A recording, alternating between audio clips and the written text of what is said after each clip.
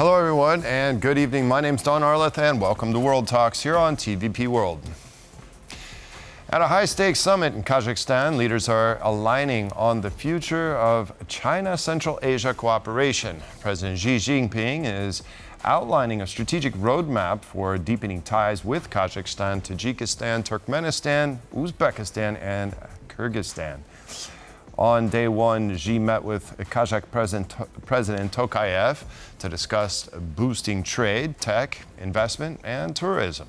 Xi emphasized the need for true multilateralism and protecting developing nations' interests. Beijing says that Xi's visit sends a clear signal Central Asia is a top strategic priority for China.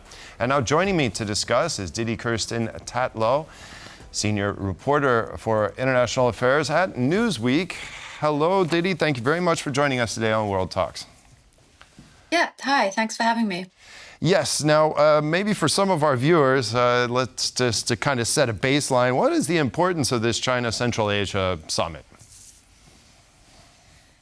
So China's Central Asia is, of course, enormously important for China because it borders on Central Asia. They have many common territories. There are enormous economic ties. There are ethnic ties, and it's kind of like China's near abroad, and they therefore want to really hold it tightly. There's competition with Russia there too.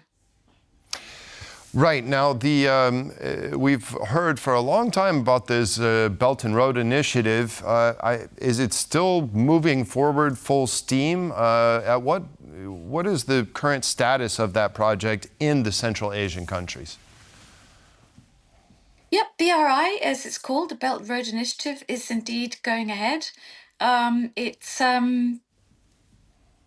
think that BRI tends to be, at this point, to be more far-flung regions of the world, if you like, South America, Africa, certainly, and the Pacific.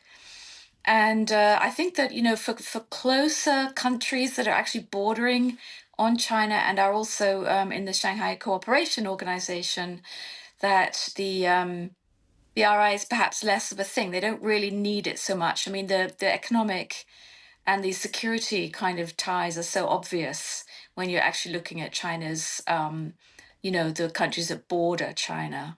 Mm-hmm. Right, and being that it's, in the Chinese near abroad, it's also close to Russia, and the United States has been kind of, trying to gain greater influence in that region as well. Is there a competition going on between these three countries for influence in Central Asia?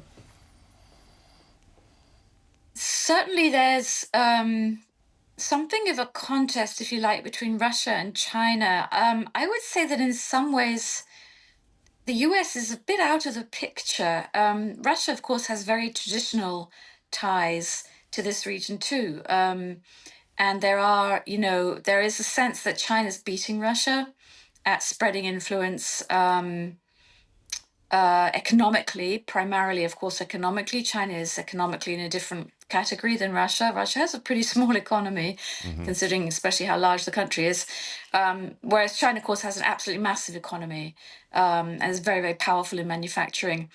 I would note too, very important on this trip to Kazakhstan is that people are watching closely that Xi Jinping, the General Secretary of the Communist Party, who's also the president and also, very importantly, the chairman of the Central Military Commission. So he has three roles in China. All the top positions are his.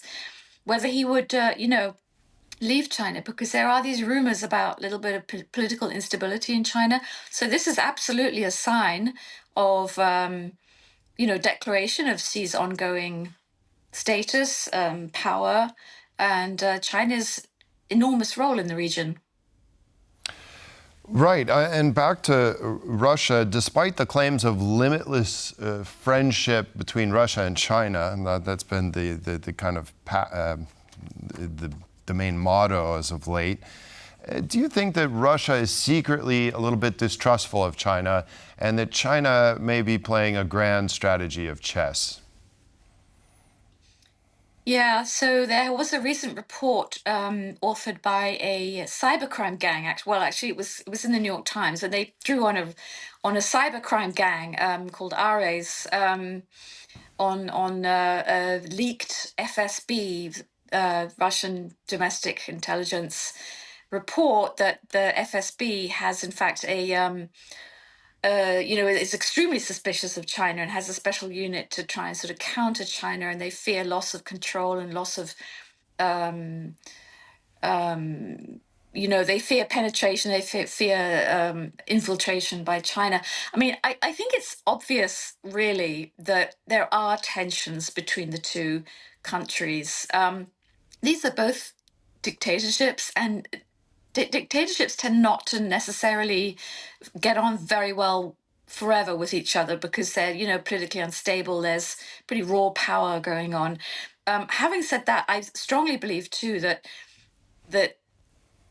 with a country like Russia and with a country like China, people are thinking in multiple levels simultaneously. So yes, there is dislike even in some parts of the Russian system toward China. There's certainly competition, and they're very annoyed about all the technology that's being taken out of Russia by China now for years now, technology extraction, spotting, and transfer to China. But at the same time, they see their interests as quite aligned in many, many vital ways because they have this common enemy, which is the United States. So you've got different things going on at the same time, and one doesn't negate the other. They're both happening at the same time. I would say that right now, still, the cooperation has clearly got the upper hand. Certainly. So 95 billion in trade with China and the Central Asian states. With this summit, with the China Central Asia Summit, how do they seek to expand this economic cooperation, and what does the future hold for these countries?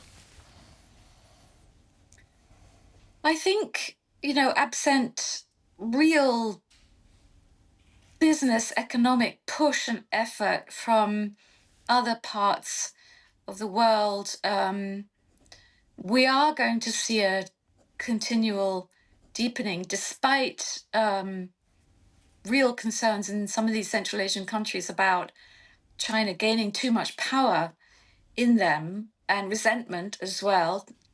China has this sort of large population, it tends to become quite sort of dominant.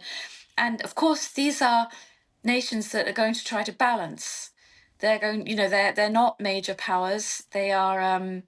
It's a little bit similar to Southeast Asia, where they say that when the elephants fight, the grass gets trampled. These are smaller powers, and they need to balance interests. Having said that, it's clear that China, as a great manufacturing power, is going to be really.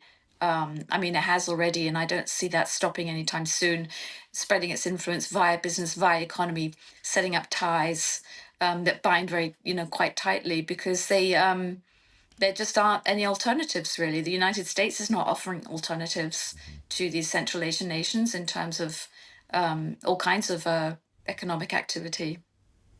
Right, so it's a kind of a balancing act between Russia, but getting away from Russia and stoking new ties with China, but obviously very carefully. Didi Kirsten Tatlow, senior reporter for international affairs at Newsweek, thank you very much for joining us today. We very much appreciate it. Thank you.